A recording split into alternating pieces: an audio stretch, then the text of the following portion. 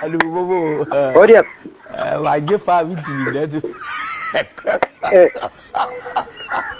Mbona siitikiwi sasa? Mbona siitikiwi? Yaani mimi naongea kwa sauti yote siitikiwi. Odia.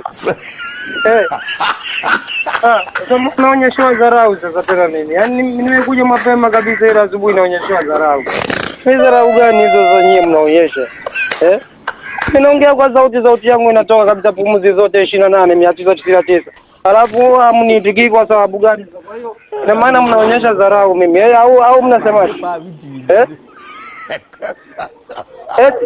Kabla tusalimiane shikamo. Na wewe bibi shikamo.